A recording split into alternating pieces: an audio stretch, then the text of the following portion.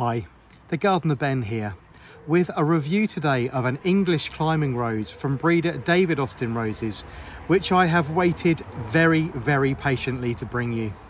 My first plant of this particular climbing rose actually died, and I don't think it was a problem with the actual plant itself, more to the fact that it was very late with me getting into the ground, and of course that set it back a little bit. It had to be replaced some time ago, and now I am able to bring you my personal review, and I'm so glad that I've persevered with this because it's well worth waiting for.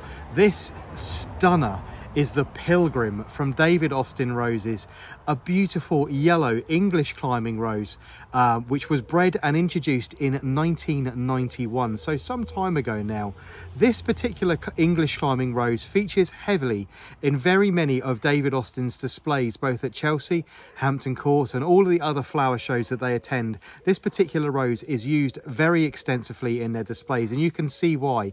It is enchantingly beautiful, and it captivated my attention about 4 or 5 years ago, and I thought I must have it. But I say, it's taken a little while for me to get a specimen up off the ground here, but now my climber is really getting away. It's now in its 3rd year, and it's rewarding me with these absolutely stunning yellow flowers. So, bred and introduced in 1991, the Pilgrim is a very small and manageable English climbing rose. Now, I know I say that quite a lot when it comes to climbers, because you do need to be very careful when you're choosing a climbing rose. I know a lot of you are going to want to cover your spaces very quickly. You're going to want to have maximum amount of coverage and a huge amount of flowers, but you do need to choose your climbing rose very carefully, just in case it does actually swamp either your house or your arch or your trellis or your pergola, whatever it is that you're growing your climbing rose up. You do really need to be careful about which particular plant that you choose and how quickly it gets away. For instance, Bobby James, the old English rambler reaching 35 feet, it might seem a great idea when you start off getting that house covered very quickly, like planting Russian vine in the 90s, and then rapidly realizing that it's actually completely the wrong size and swamped your building.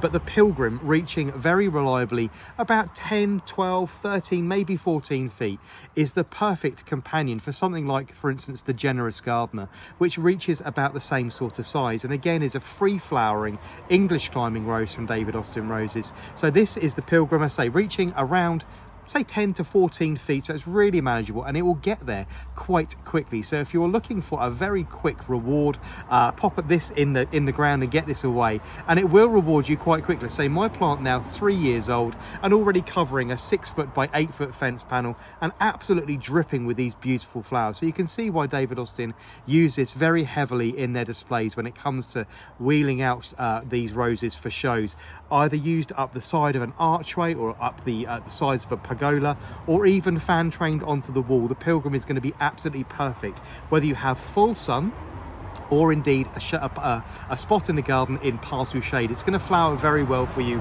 in either situation. The rose itself has a very matte green foliage. Let's get a bit off for you here. Dark in its colour with a slight olive tinge to it.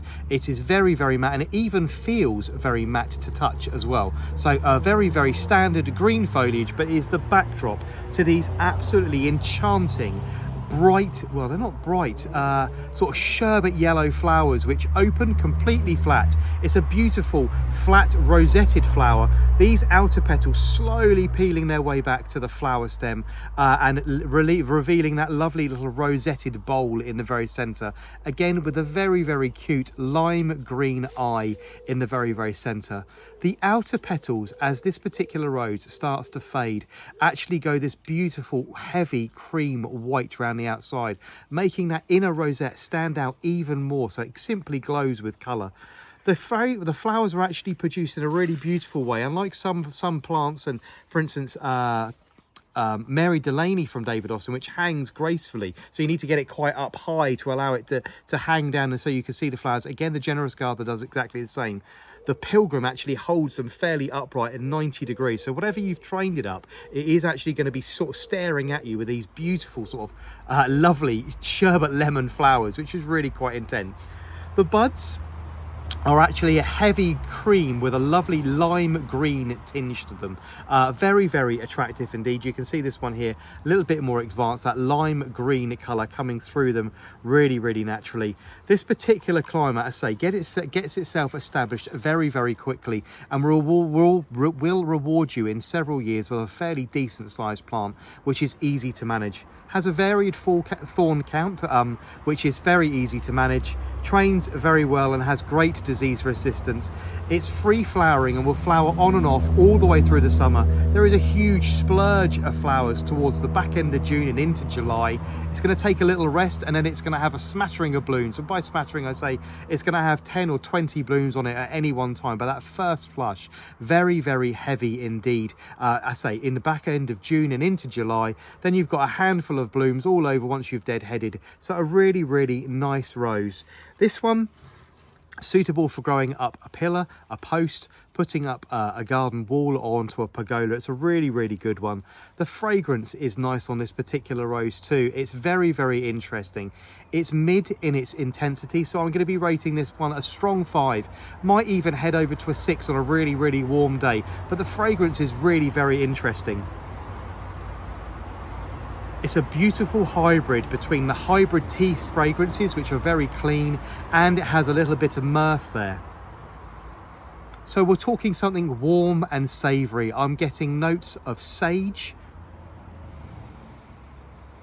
and thyme mixed in there with that lovely, beautiful hybrid tea edge to it. So this is the Pilgrim from David Austin Roses, launched and introduced in 1991, a really high-performing English climbing rose, which is a real must-have. I'm really glad I persevered with them because it's really worth having in the garden. I'm looking forward to many, many years of enjoyment with this particular rose.